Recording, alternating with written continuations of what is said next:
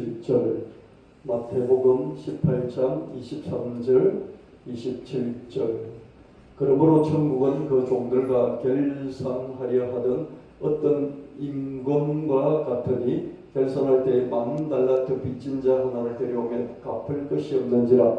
주인이 명하여 그 몸과 아내와 자식들과 모든 소유를 다 팔아 갚게 하라 하니 그 종이 엎드려 절하며 이르되 내게 청소서 다 갚으리이다 하거늘 그 종의 주인이 불쌍히 여겨 놓아 보내며 그 빚을 탕감하여 주었더니.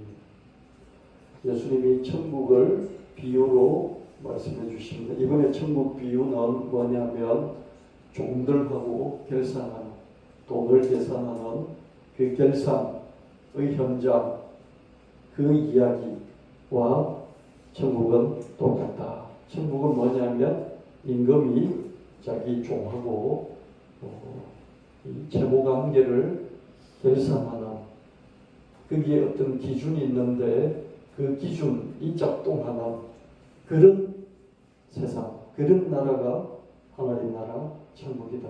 그러니 너희들이 잘 들어서 깨닫기를 바란다. 예수님의 비유는 늘 극단적일 수밖에 없어요. 그렇죠? 뭔가 교훈을 강하게 줘야 되기 때문에 극단적인 거예요.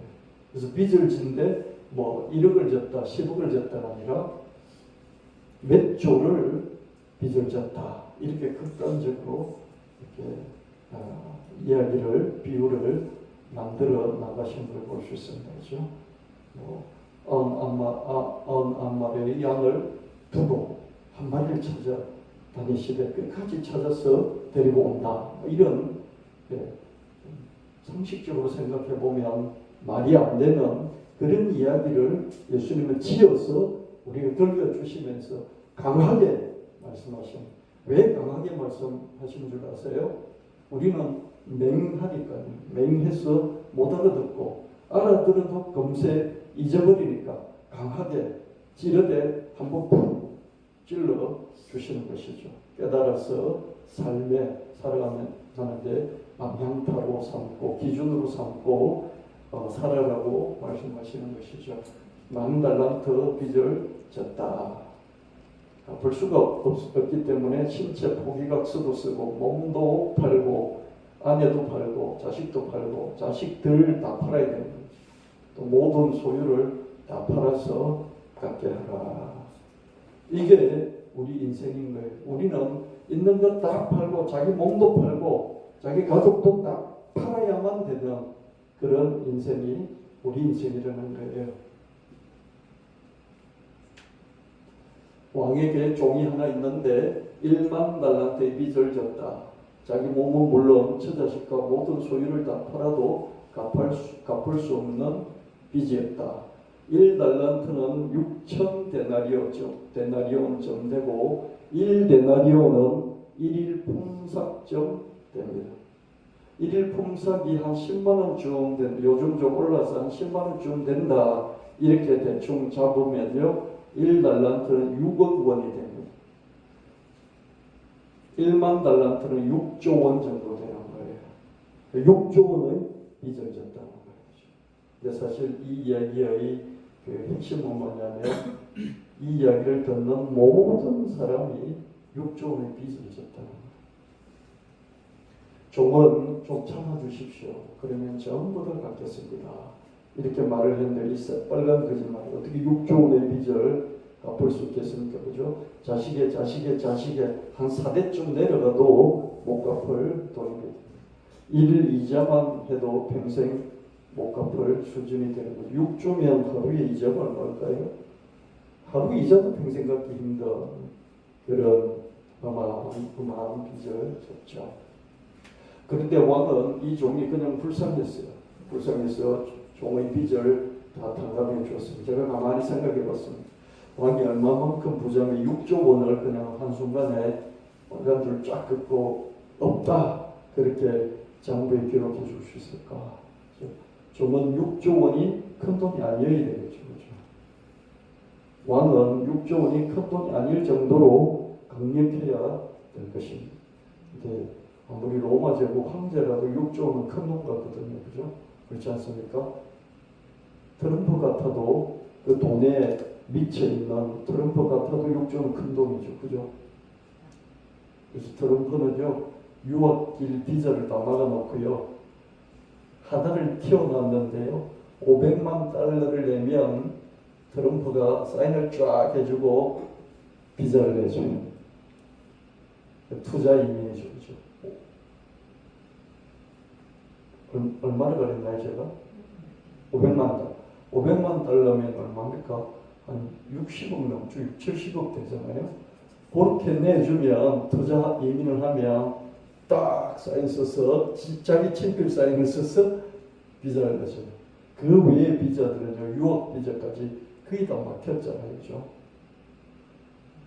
유학생도요, 대학생도 100명이 내면 이제 1명, 2명밖에 비자가 안 나오는 그 정도로 힘들어졌어요.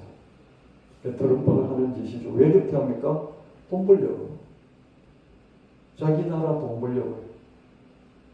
그 짓을 하고 있습니다. 지금 조금 풀어진다고 하는데, 트럼프는 하여튼 뭔가 충격이 오지 않으면 풀지 않을 것 같습니다. 바뀌겠죠?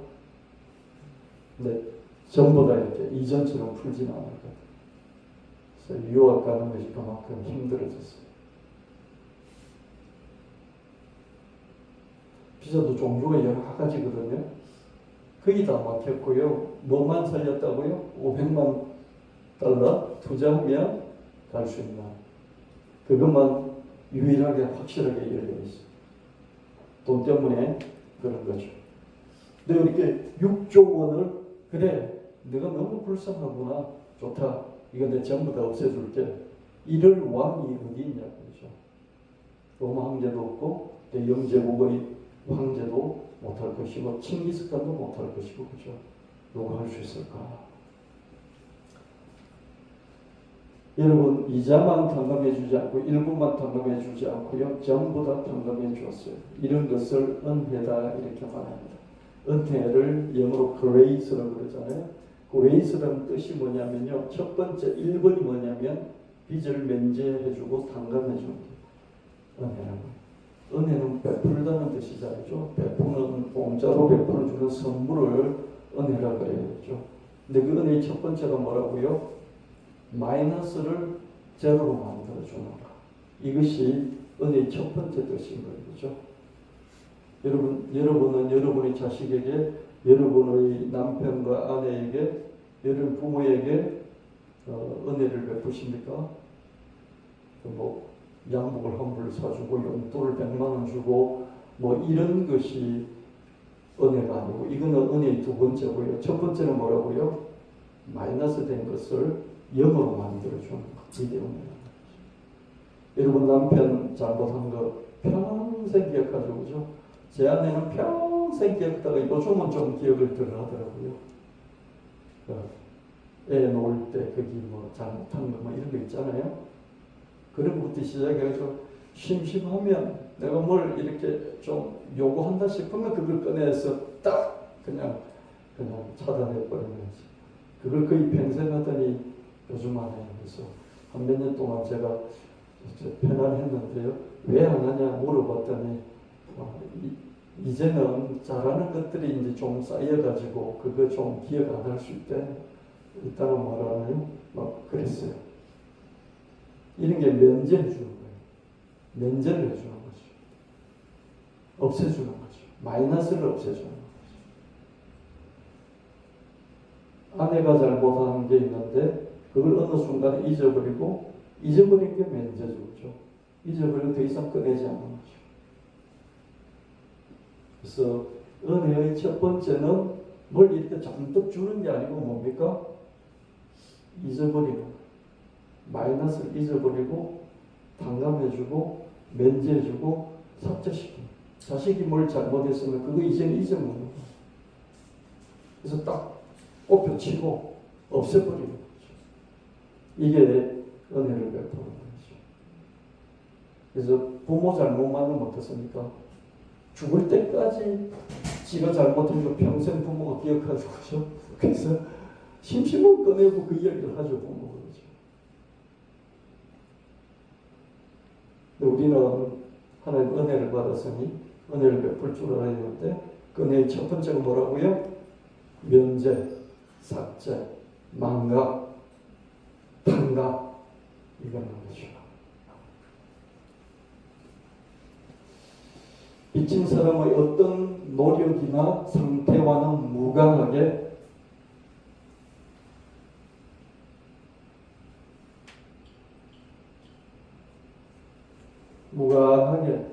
일방적으로 빚을 면제해주고 탕감시켜주는 것. 이것이 은혜의 첫 번째 의미, 뜻, 개념인 것이죠. 빚진 사람이 그죠? 이 일만 들었는데 빚진 종이 어떤 노력이나 어떤 상태 이렇게 열심히 일을 해서 지금 통장에 한 달에 한 100만 원쯤 저축이 되고 있다. 이런 건 전혀 상관없이 어떻습니까? 일방적으로 빚을 없애줘. 이게 은혜인 것이죠.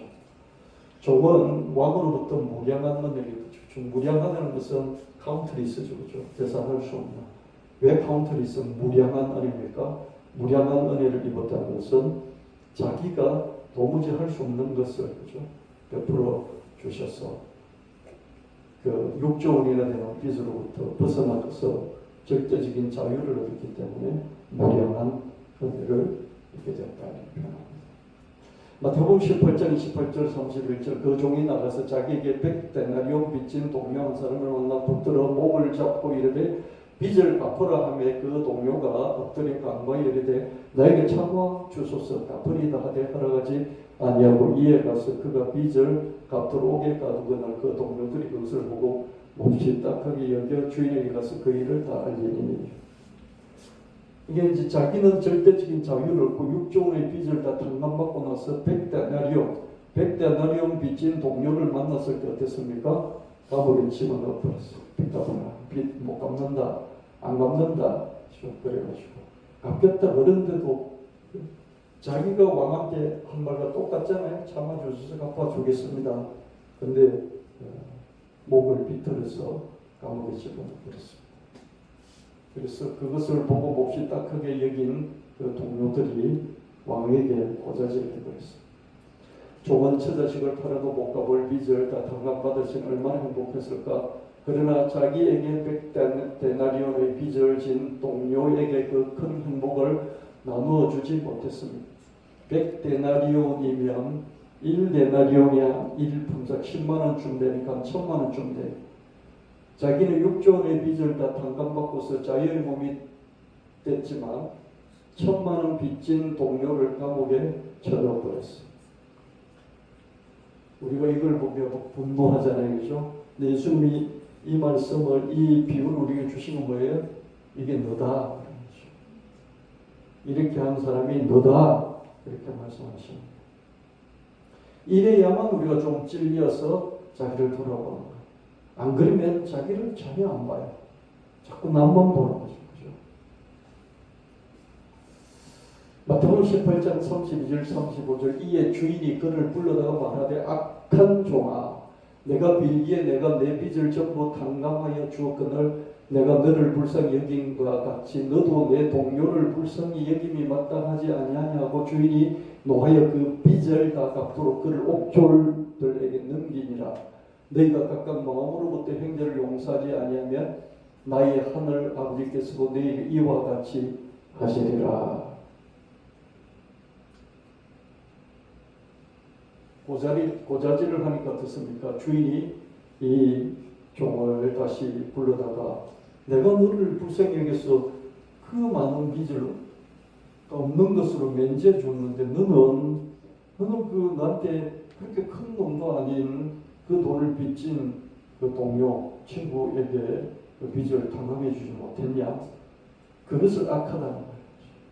너는 많이 받아놓고 조금도 못 주니 많이 받아서 조금도 못 주는 것을 악하다는 거지. 예수님이 그러시잖아요. 많이 받은 자에게는 많이 요구할 것이다. 그러시잖아요. 많이 배웠는데 하나도 배움을 나눠주지 않는다든지 많은 돈을 가지는데 그 돈을 나눠서 흘러보내지 않는다든지 그죠? 이런 것을 하나님이 악하다, 악인이다 이렇게 말하는 거죠. 그래서 부자들 중에 많은 사람들이 악인인 이유, 악인은 지옥 가잖아요. 지옥 가는 이유가 뭐냐? 그 돈을 나눠주지 않기 때문이다. 돈만 그랬겠습니까? 그죠? 여러분, 많이 잘 배워가지고 고등고시 합격해서 법관이 됐는데 그 법관이 되어서 돈을 그죠? 돈을 1년에 뭐 수임료 뭐 수십억씩 버는 그런 법관들이 있었잖아요. 그죠? 악한 거죠. 자기의 배움을 흘러보내서 자기 배움을 일부는 그냥 보낼 수 있나 그게 돼야 되는데 그걸 안 하잖아요. 그래서 하나님은 악하다 그렇게 말씀하시고요. 이 빚을 가지고 이야기를 했는데 예수님은 마지막에 뭡니까? 죄를 용서해 주지 않으면 이렇게 이 비유를 해석해서 교훈을 주신 거예요. 빚 문제는 결국 죄 문제가 되는 거죠. 살이 돌이 이치에 너무 안 맞으면 그죠? 살이 일의 원리, 일이 돌아가는 이치, 돌이 길, 바른 길, 그죠? 이치 이게 너무 안 맞으면 사람들이 들고 일어서죠. 이번에 그 국무총리 돈 어쩌고 저쩌고 그러면서 그죠? 분명하지 못한 점들이 있더라고 그죠? 김민석 총리 후보 그죠? 그래서 뭐 여기저기 공격이 많이 들어오더라고요. 그래서 거기에 대해서 이렇게 아니다 이러면서 막 그 해명을 하고 그러다가 어떤 그 반론이 나왔습니까? 그 공격을 하는 주로 공격하는 그 젊은 그 북쪽에 출신 국회의원 자기 재산이 70억인 거예요. 그 젊은이가 쓰죠. 니는 어떻게 70억을 그 젊은 나이에 벌었냐? 너도 장관 돼서 청문회에서 한번 탈탈 털려봐라. 뭐 이런 말을 이렇게 요즘 이제 계속 반론으로 민주당 쪽에서 이야기하죠, 그죠? 맞긴 맞는 것 같은데 너무 이치와 도리와 그죠? 살이 안 맞으면 어떻습니까? 사람들이 공격을 하게 되는 거죠. 그래서 이 사람은 하는 짓이 너무 인간이 할 짓이 못 된다 싶으니까 옆에 있던 사람들이 다 찔러버리는 거죠. 이런 걸 투수라고 그러잖아요. 투수를 넣어버리는 거죠. 사람이 넣는 투수는 뭘까요? 여기서 원하는 하나님이에요. 하나님께 옆에 있는 동료들이 보고 딱 해서 저건 아니다 싶어서 투수 넣는 게 뭐예요? 기도하는 거죠. 하나님, 저 사람은 너무 못됐습니다. 저거 좀 어떻게 좀 처리해 주세요. 우리가 투수 넣잖아요. 하나님 푸틴 빨리 죽여주세요. 젤렌스키도 빨리 데려가 주시고 저기 이스라엘 네타냐후 쟤도 빨리 좀 죽여주세요. 온 세계인들이 그렇게 하나님께 하소연하고 있죠. 그렇죠? 막 트럼프 빨리 저거 어떻게 좀 조치해 주세요 하는 사람들도 많이 있을 거예요. 그렇죠? 너무 아니다 싶으면 옆에 있는 사람들이 투서를 하는 거죠. 고자질을 하는 거죠. 많은 사람들이 하나님께 고자질하고 있어요. 그래서 조심해야 돼요. 그러니까 적당히 잘못하는 건 괜찮아요. 우리 죄를 짓고 사니까 그죠? 적당히 고자질하는 사람들이요. 지도 죄를 지으니까 지처럼 짓는 죄는 고자질 안 해요. 맞습니까? 근데 너무 아니다 싶으면 자기는 그런 죄 안 짓거든요. 그럼 어떻습니까? 고자질 해버리는 거죠.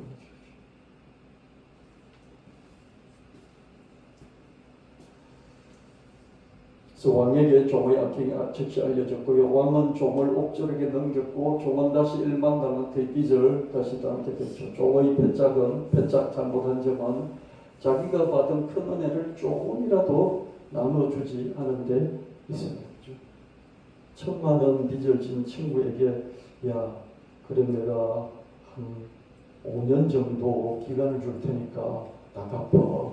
근데 절반은 500만 원을 내가 없애줄게. 500만 원만 갚는데 10년 동안 갚아. 이 정도만 했더라도 어떻습니까? 고자질 안 했을 것 같아요. 그죠? 큰 은혜를 받았으면 작은 은혜를 나눌 줄 알아야 한다. 고여 있으면 은혜가 아니다. 은혜는 돌고 돌아야 한다. 내가 많이 받았으면 많이는 전부는 못 줄지라도 어떻습니까? 조금은 이렇게 나눠줄 때, 그죠? 그것들이 받은 사람들이 나눠준 게 모이면 어떻습니까? 돌고 돌고 도는 거죠, 그죠? 정부에서 15만 원, 뭐 20만 원 공짜로 나눠주겠다 그런 것들이 사실 보면 따지고 보면 좀 그래요. 뭐 돈이 몇십억 잠겨 놓은 사람도 10만 원, 20만 원 받고요. 이렇게 뭐 라면 먹고 사는 사람도 10만 원, 20만 원 받고 그런 것도 아니겠다 이 생각이 들기도 하면서 한편으로는 돈이 도니까 10만 원 받든지 20만 원을 받든지 받은 것은 쓰게 되니까 그죠? 도니까 경제가 더 활성화되어서 전체적으로 더 잘 살 수 있는, 더 살아날 수 있는 그렇게 될 수도 있겠다 이런 생각도 드는 거죠. 그래서 돌고 돌아야 돈은 도는 것이라고 그죠.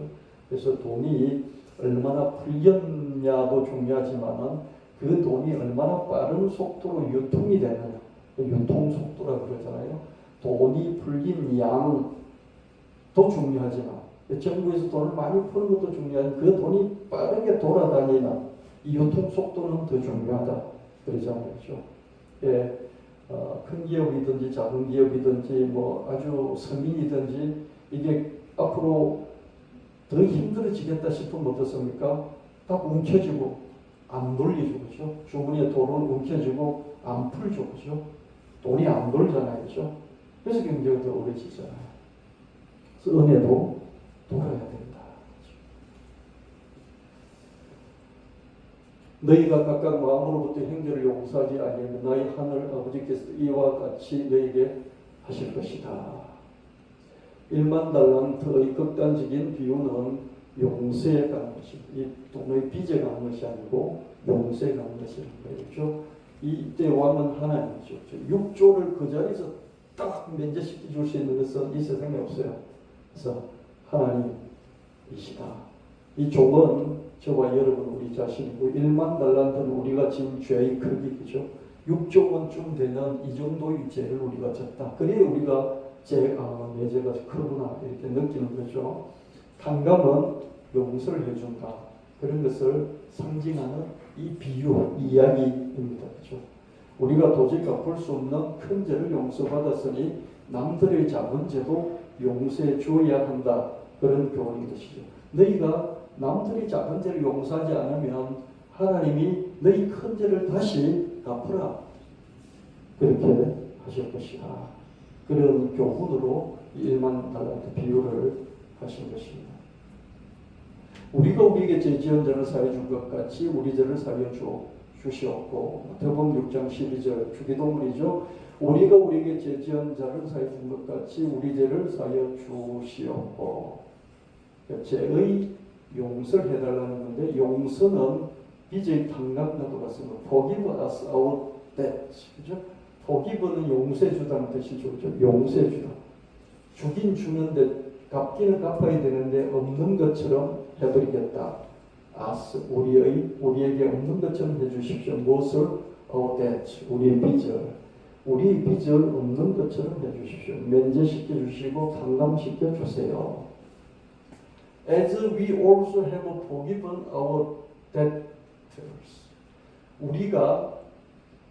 우리가 마찬가지로 우리에게 빚진 자, 우리에게 빚진 사람들의 빚을 forgiven, 이미 탕감시켜 준 것처럼, 없애준 것처럼 그렇게 하나님은 우리 빚을 탕감해 주십시오. 우리가 우리에게 빚진 사람에게 빚을 없애준 것처럼 내 빚을 하나님 없애주십시오. 원래는 빚을 탕감해 주는 것을 여기서는 죄를 용서해 준다. 이렇게 한 거예요. 죄가 어디 있는지 잘 모르겠고 죄를 용서해 주는 것이 뭔지도 잘 모르겠는데 그걸 이해를 하기 쉽게 빚을 없애주는 그것이 죄를 용서해 주는 것 같다. 그렇게 예수님께서 우리에게 설명을 해주신 것이죠. 빚을 탕감해 주는 건 참 어렵죠. 그렇죠? 정말 어렵습니다. 그러나 훌륭한 왕이 나타나면 어떻습니까? 빚을 탕감해 주고 사면해 주죠. 그렇죠? 감옥에 있는 사람을 풀어주고 빚을 없애주죠. 그죠? 그래서 아마 이번 정부도 언젠가부터 그게 생겼죠. 그죠? 그 빚을 없애주는 걸 뭐라고 그러죠? 무슨 정리해주는 거 있죠. 그죠? 빚을 정리해주는 그걸 뭐라고 그러죠?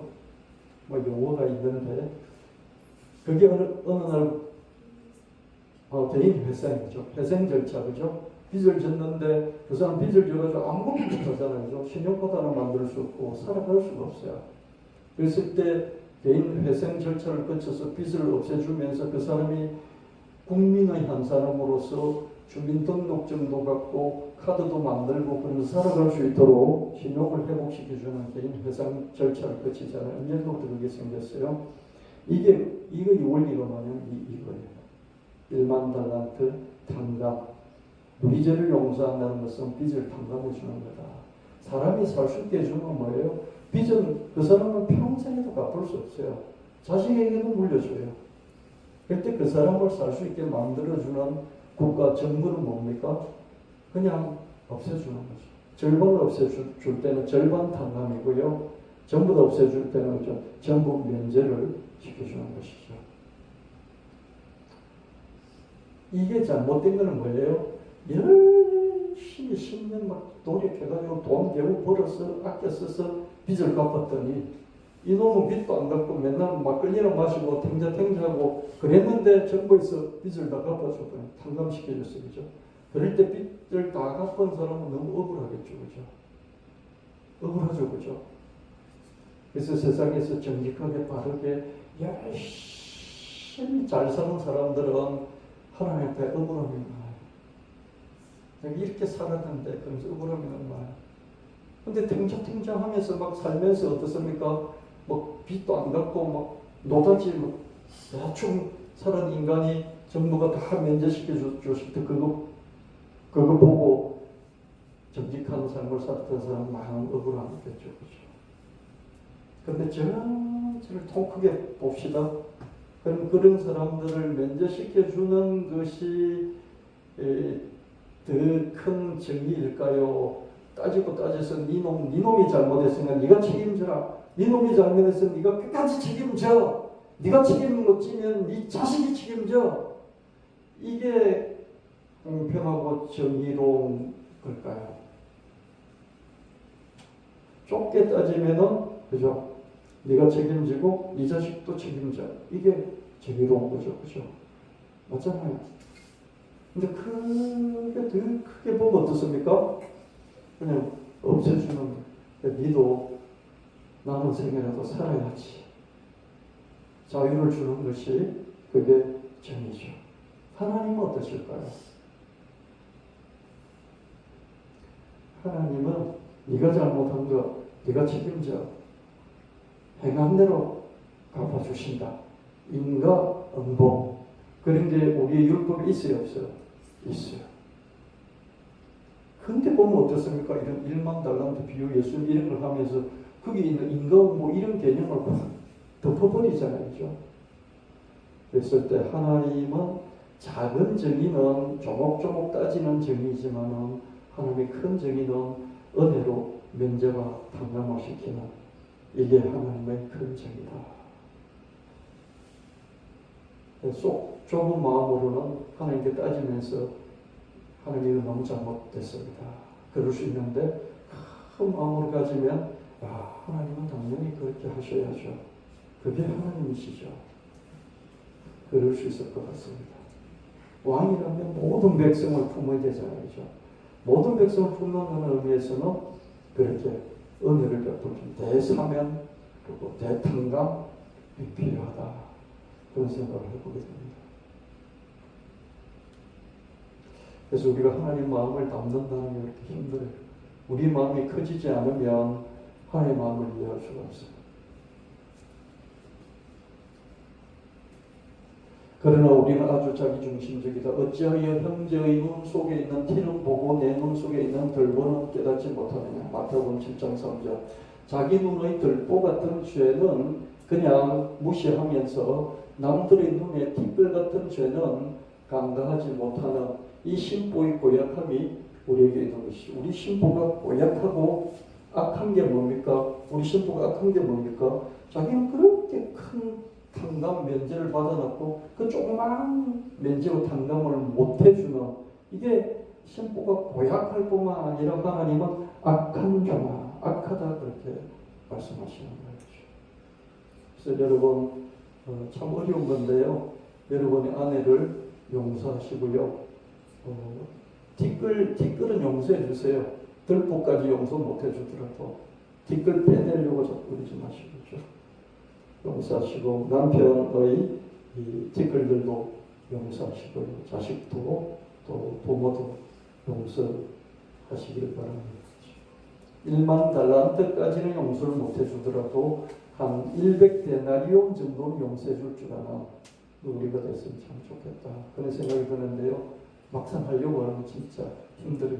나는 그렇게 안 살았는데 너는 그렇게 대충 살고 맨날 막걸리나 처먹고 돌아다니고 빈둥빈둥 살고 그래서 빚을 그렇게 져넣어놓고 내 돈 갖고 가놔놓고 내가 어떻게 해서 이 돈 1,000만 원 모았는지 아느냐 빌려달라고 해서 네가 그렇게 생대를 쓰길래 빌려주고 싶지 않아도 빌려줬는데 네가 이거 갚지도 않고 그럴 수 있냐고.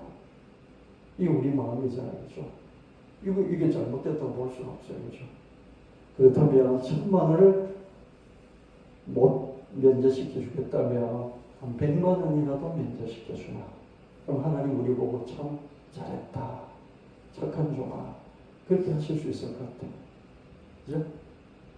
그렇게 합시다. 100만 원이 좀 어려우면 50만 원 좀. 근데 이건 돈이지만 원래 이 돈 속에 감춰져 있는 예수님이 하고자 하는 교훈은 뭐예요? 죄를, 그죠? 상대방의 죄에 대해서 그렇게 하는 거죠. 잘못한 거에 대해서. 그래서 남자들이 잘못한 거 있잖아요. 그걸 한 20년, 30년 가져가지 마세요. 20년, 30년 가져가지 마세요. 남자들은요, 철이 없고 깨닫는 게 둔해가지고요, 뭘 잘 못해요. 그래서 이게 자기가 잘못인지도 잘 몰라요. 은혜는 죄의 면제와 탕감이다. 은혜가 기독교의 핵심이라고 하죠. 그렇다면 도대체 은혜가 무엇일까요? 은혜는 첫 번째로 빚의 면제와 탕감이다. 그렇죠? 내가 공짜 선물을 이렇게 주기 전에 뭡니까? 선물을 이렇게 줬어요. 내가 100만 원을 이렇게 쭉 줬어요. 용돈 해라 줬어요. 이거 하기 전에 이거 은혜죠. 그죠? 은혜는 공짜 선물이죠. 그럼 이런 은혜는 두 번째 은혜고 첫 번째 은혜는 뭐라고요? 빚이 100만 원 정도를 50만 원 깎아주는, 이게 50만 원 깎아주는 탕감이죠. 그죠? 이게 은혜고 100만 원 전체를 없애주는 면제, 이게 은혜예요. 그죠? 아멘? 아멘. 1만 달란트 빚을 진 종이 있는데요. 처자식을 팔아서 갚아야 할 지경이었죠. 종은 참아주신 같겠다고 엎드렸어요. 왕이 불쌍히 여기 전부 탕감해 줬어요. 한 달란트도 큰 돈인데 1만 달란트나요. 은혜는 첫 번째로 빚의 면제와 탕감이고요. 둘째로 은혜는 뭐냐면 구하고 응답받는 공짜 선물이죠. 저보고 100만 원만 주세요. 100만 원 주세요. 그런데 100만 원 줬어요. 이게 구하는 대로 이렇게 주는 거죠. 이게 두 번째 은혜입니다. 솔로몬은 지혜롭게 분별하여서 왕으로서 잘 판단할 수 있는 그런 마음을 하나님께 일천번제를 드리면서 구했고요. 하나님은 그런 지혜와 함께 부귀영화도 주셨어요. 구한 것은 물론 구하지 않은 것까지 받은 거죠. 구한 것보다 더 풍성하게 응답받는 공짜 선물, 이게 은혜인 거죠. 50만, 10만 원 주세요. 10만 원 주세요. 그러니까 거지가 앉아서 이렇게 1,000원만 주세요. 1,000원만 주세요. 내가 10,000원을 줬어요. 그죠? 1,000원을 구했는데 10,000원을 받았잖아요. 그죠? 이런 게 은혜라는 거예요. 1만 달란트보다 더 큰 죄의 빚을 탕감받는 은혜, 우리의 죄를 대신 지신 예수님의 대속하신 은혜, 내가 이렇게 감당해야 될 1만 달란트보다 더 큰 죄가 있는데 이걸 내가 갚아야 되는데 내가 갚아야 돼요. 근데 탕감받았어요. 내가 갚아야 되는데 예수님이 대신 갚았어요. 이렇게 은혜라는 거죠. 은혜 덕분에 받게 되는 구원은 하나님의 공짜 선물이죠. 이 은혜 덕분에 내가 죄를 탕감받고 대속받고 그리고 영생을 얻는 구원을 얻었어요. 영생을 얻었어요. 죄를 탕감받았을 뿐만 아니라 영생을 얻었어요. 이게 구원이죠. 이건 하나님이 우리에게 주시는 공짜 선물이라는 거죠. 얘도 여러분 기독교하고 불교가 다른 게 뭐예요? 불교에도요 대자대비가 있어요. 대자대비. 대자대비 관세음보살. 관세음보살은 뭡니까? 관세음은 천수 천왕이에요. 눈이 1000개가 있고요. 손이 1000개가 있어가지고요. 관세음은요 마음속에 있는 소리, 마음속에 있는 신음을 듣는 게 아니라 봐요. 그래서 볼관자예요. 우리 안에 있는 세미한 음성을 볼 수 있어요. 그래서 그것들을 다 들어서 도와주는 그 역할을 하는 게 관세음보살이에요. 지장보살은 뭐냐면요 부처가 될 수 있는 그 한계를 돌파했어요. 그래서 자기가 부처 되겠다고 바로 부처가 되었어요. 열반의 극락세계에 들어가서 거기서 자기 자리를 차지하고 천하를 다스리게 되겠죠. 그렇죠? 이게 지장보살이에요. 근데 지장보살은 내가 지옥에 있는 중생들을 전부 다 한 명도 빠지지 않고 다 구해내기까지 내가 부처가 안 되겠다. 이게 지장보살이에요. 그러고 보니까 불교가 좀 더 와닿죠. 그죠? 그렇습니까? 우리는 지옥 한번 가면 영원히 거기서 벌 받는데 지장보살이 지옥 가가지고 영원히 한 명도 안 남을 때까지 구원해내겠다고 하는 불교가 좀 더 그래서 인간이 만든 거예요. 불교는 더 와닿죠. 교리가. 그죠? 근데 불교에 오는 대속의 개념이 없어요. 내가 네 죄를 대신해서 짊어질게 이 개념이 없어요. 윤회를 통해서요. 윤회를 통해서 그죠? 개돼지로 태어나든지 저 지옥에 태어나든지 어떻게 하든지 해가지고 윤회를 거두면 지옥에 영원히 있지 않고요. 지옥에서 한 100년, 1000년, 만년 좀 있고 나면 다시 인간 세계로 오든지요. 또 어디로 갑니까? 저기 축생으로 개돼지로 태어나든지요. 아수라에 태어나든지 저기 아기 세계에 태어나든지 그 육도라고 육도윤회라고 그러잖아요. 태어나는 종류가 6종류가 있어요. 그렇죠? 이 윤회를 계속 반복하다 보면 어떻습니까? 자기가 지었던 것들을 갚는다. 지옥에서 갚고 아수라 세계에서 갚고 또 아기 세계에서 배고파서 갚고 또 축생으로 태어나서 맨날 평생 소로 이게 막 힘들게 일만 하다가 나중에 도축장으로 가는 이런 걸 통해서 다 자기 업을 갚는다는 거예요. 갖고 나면 어떻게 됩니까? 나중에 극락왕생할 수 있고 나중에 부처가 될 수도 있다. 이게 불교 교리예요. 좀 인간적이죠, 그죠?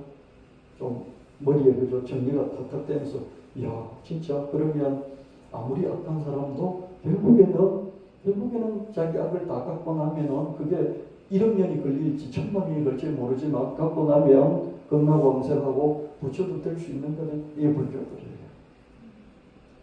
불교는 대자대비도 있고 어떻습니까? 대자대비도 있고 지장보살도 있고 관세음보살도 있지만은 어떻습니까? 대속이 없다. 예수님이 십자가에 피 흘려서 내 죄를 대신 돌아가시고 나에게는 1만 달란트의 빚을 없다 하시고 탕감시키고 전부 면제시켜주는 이 개념이 불교에는 있다 없다? 없다. 근데 불교는 대신 뭡니까? 자기가 억급의 윤회 1억 년 동안 윤회를 1000만 번, 100만 번 할지라도 거기서 일단 다 갖고 나면 부처가 될 수도 있다. 이런 거. 20명을 1년 만에 10개월 만에 20명을 살해한 사람이 유영철이에요. 이런 사람도 어떻습니까? 10개월 만에 20명을 죽였지만 어떻습니까? 지금 감옥에 있어요. 안 죽었어요. 유영철이도 어떻습니까?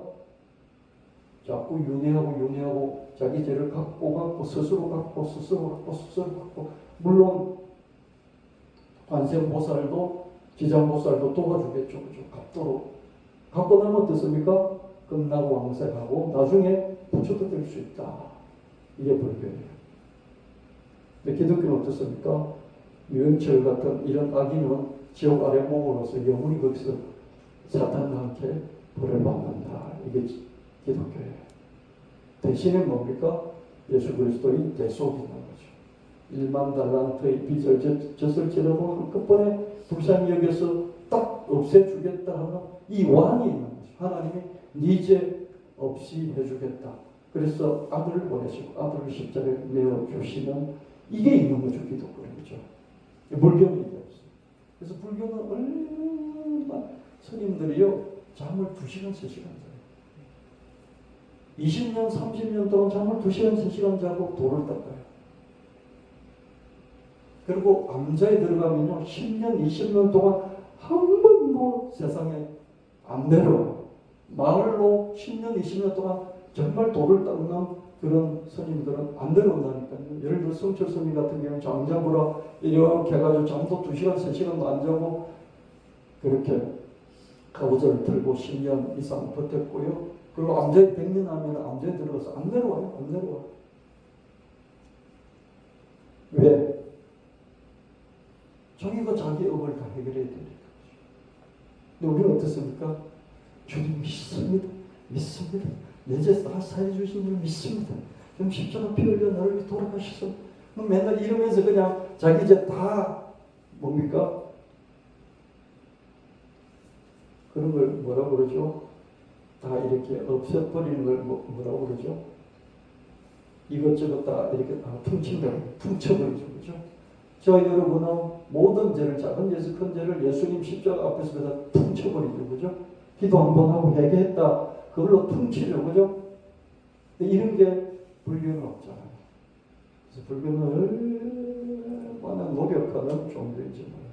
그래서 이 스님들의 노력까지도 우리가 무시할 수는 없어요. 맞습니까? 목사들보다 훨씬 열심히.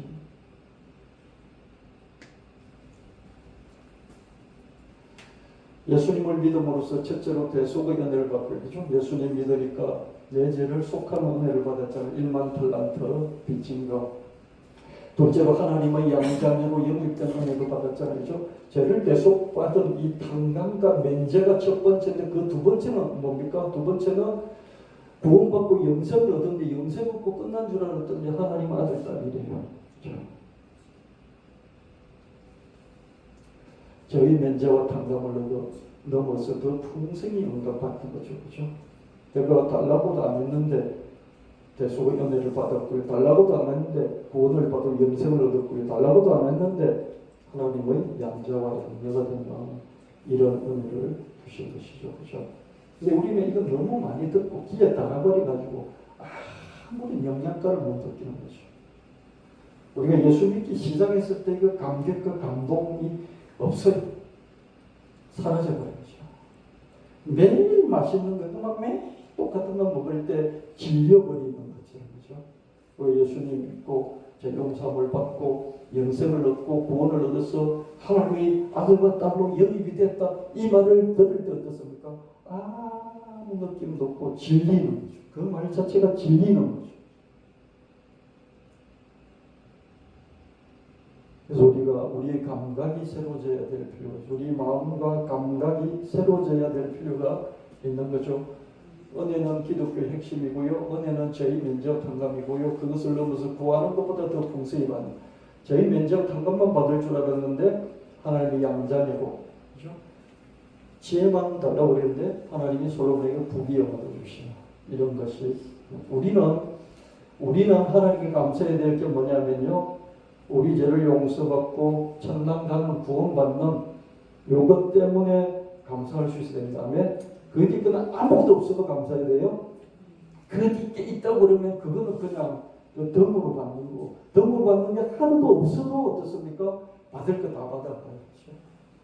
여러분 부자 되게 안 해주고요. 건강하게 안 해주고요. 여러분 원하는 기도 응답 안 해주시더라도요. 죄 용서받고 영생 얻어서 천당 간다는 이것 때문에 영원히 감사하고요. 그 뒤에 아무도 없어도 여러분이 믿는 믿음의 전부를 얻으신 거예요. 아멘. 거기서 출발해야 억울하지 않아요. 그렇게 안 믿으면요. 내가 기도했는데 하나님 응답 안 주십니까? 하나님 나를 왜 이렇게 가난하게 만드십니까? 하나님 나를 왜 이렇게 질병을 주십니까? 그래서 억울해서 못 사는 거예요. 자, 이렇게 우리가 하나님의 은혜를 받은 사람이라면 첫 번째 해야 될 게 뭘까요? 야, 내가 이렇게까지 사랑을 받은 사람 받은 사람은요, 자기를 아주 귀하게 자기를 잘 챙겨요. 사랑 못 받고 부모의 사랑을 못 받고 그냥 부모 얼굴도 모르게 자란 애들은 어떻습니까? 그냥 자기를 함부로 막 대해요. 안 그러는 사람도 있지만 대부분이 그렇다고요. 사랑받으면서 사랑으로 자기를 이렇게 보호 캡슐처럼 자기를 보호하는 게 뭔지를 모르기 때문이죠. 우리는 하나님 이런 사랑을 받았으니 어떻습니까? 자기를 잘 보호할 수 있어요. 아멘. 멋지게 해야 돼요. 여러분 자신을 멋지게 하세요. 멋지게요. 건강하게, 멋지게, 복되게 여러분 가꾸게 된다. 몸을 함부로 굴리는 것은 하늘을 거스르는 불경죄, 몸을 제멋대로 부리는 것은 부모를 저버리는 부효죄. 1만 달란트 빚을 탕감받고 나서 그날부터 술 처먹기 시작하면 그게 제대로 된 겁니까? 그렇죠? 와, 왕이 나를 이렇게까지 생각해 주는 내가 정말 더 잘해서 왕에게 잘해드려야지. 왕에게 잘해드리려면 우선 내 자신을 내가 잘 돌봐야 되겠어. 이거잖아요. 그렇죠? 신체의 위험을 무릅쓰고 먹지 말아야 할 것을 먹고 자기 수명을 단축하는 사람, 이런 사람이 죄인 중에 죄인이라는 거예요. 첫 번째 불효는 뭡니까? 자기 몸을 함부로. 첫 번째 하나님에 대한 죄는 뭡니까? 자기 몸을 함부로 대하는 거예요. 자기 몸을 함부로 굴려서 부모보다 먼저 죽는 것이 악상이죠. 세상에서 가장 불효가 부모보다 먼저 죽는 거예요. 그리고 이태원 참사에서 젊은이들 많이 죽었죠. 그렇죠? 세월호 참사에서 어린 학생들 많이 죽었죠. 그렇죠? 이런 큰 사고가 있을 때마다 부모들은 그렇죠? 무너져요. 하늘이 붕괴되는 그런 아픔과 슬픔이 있어요. 그래서 이태원 참사 같은 이런 것들도 어떻습니까? 자기를 잘 지켜서 사람이 너무 많은 곳에 가지 말아요. 너무 많아서 위험하다 싶으면 가지 말아요. 제가 늘 이런 얘기 하잖아요. 그렇죠? 청년들이, 대학생들이 뭐 이렇게 차 하나 가지고 거기서 5명, 6명 타고 운전해가나 그럼 서서 났다 그러면서 내려버려라 그런 말 하잖아요. 그렇죠? 몰살하는 그런 경우가 종종 일어나고 있잖아요. 그렇죠? 이게 이런 것들이 자기를 돌보지 않는 이런 것들이 불경죄고 부효죄예요. 자기 몸을 돌보는 것이 올바른 공경의 시작이고 자기 몸을 아끼는 것이 진정한 효도의 기본이라 자기 몸을 돌보는 것이 하늘을 공경하는 것이고 자기 몸을 아끼는 것이 부모께 효도하는 것이라. 자기 몸을 돌보는 것이 하늘 공경이고 자기 몸을 아끼는 것이 부모 효도다. 전쟁보다 더 잔인한 지난주에 한번 했죠. 사람들이 가장 혐오하는 건 뭘까? 아군과 적군이 맞붙는 전쟁이겠지. 연평균 10만 명쯤 전사한다고 해. 어떤 명분에도 전쟁 도발은 안 돼.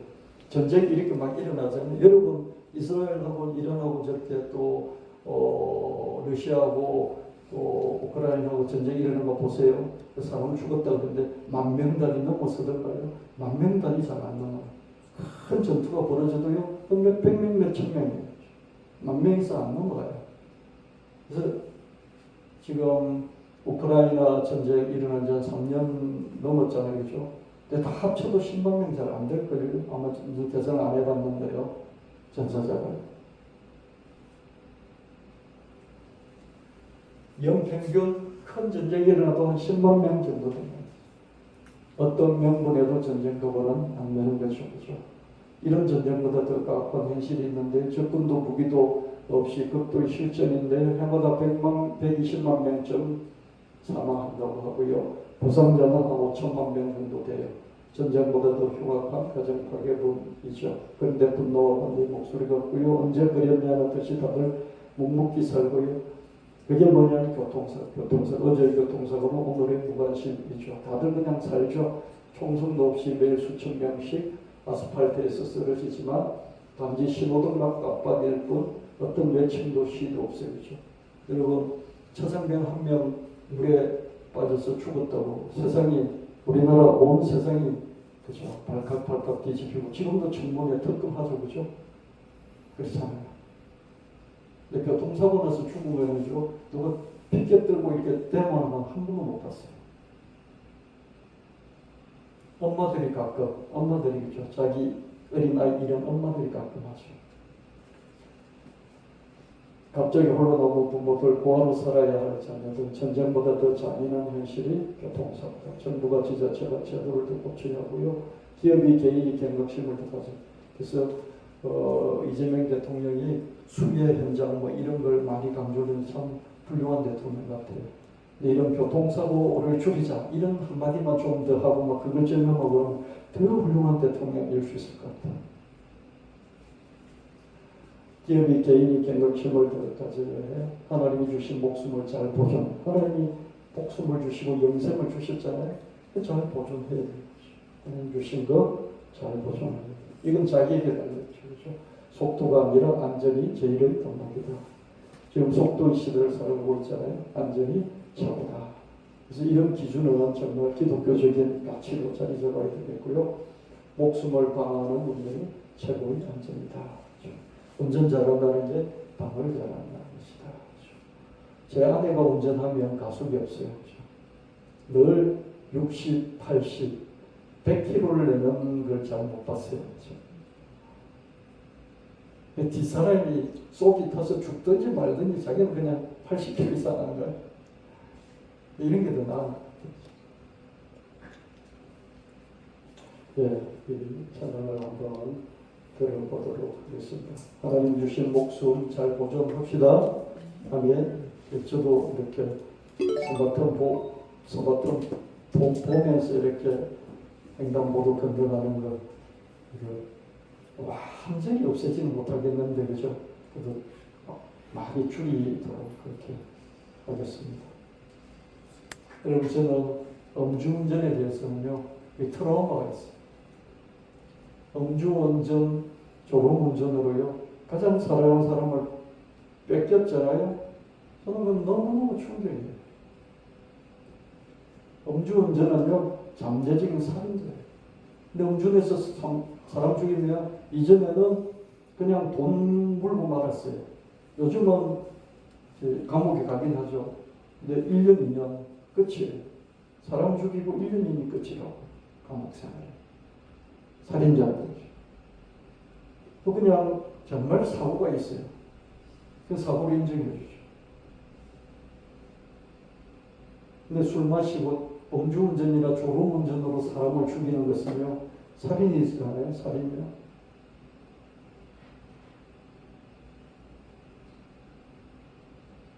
유형 처리가 사람 죽인 거나 똑같아요. 그래서 운전도 안전 중심으로 해야 되고요.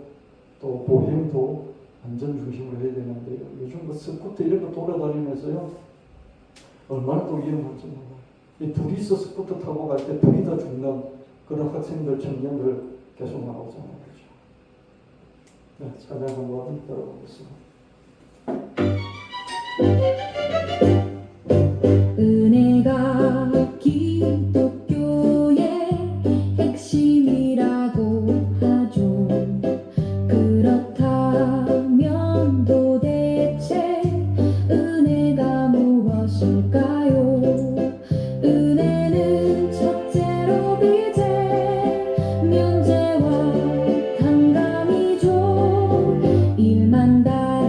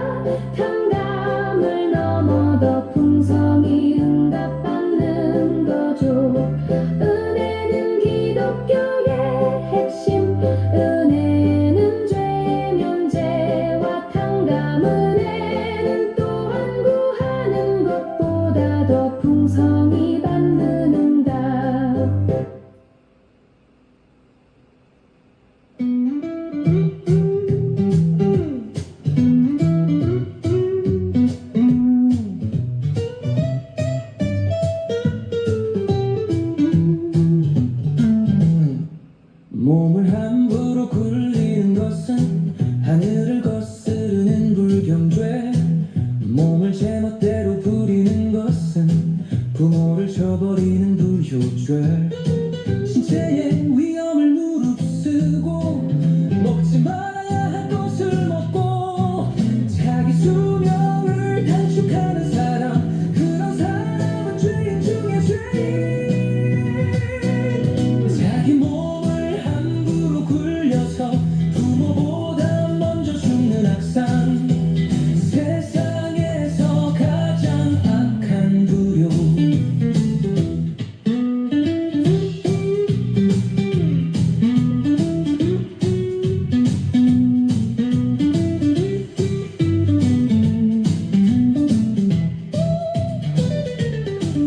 자기 몸을 돌보는 것이 올바른 공경의 시작이고, 자기 몸을 아끼는 것이 진정한 효도의 기본이라.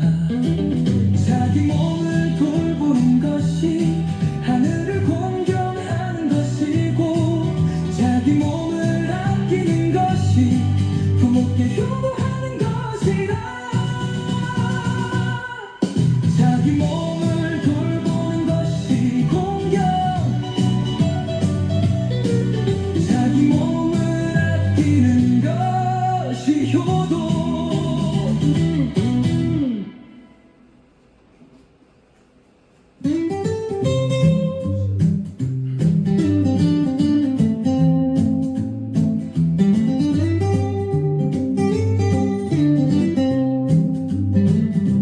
사람들이 가장 혐오하는 건 뭘까? 아군과 적군이 맞붙는 전쟁이겠지.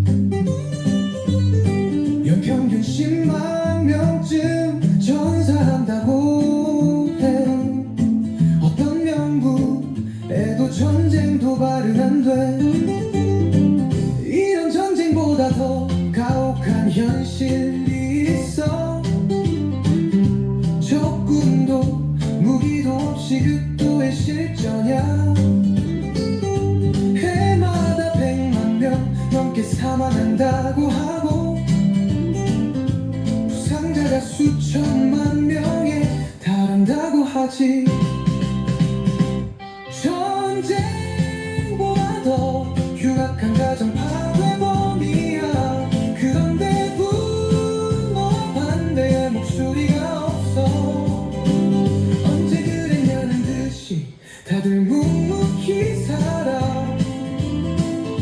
어제의 교통사고는 오늘의 무관심일 뿐.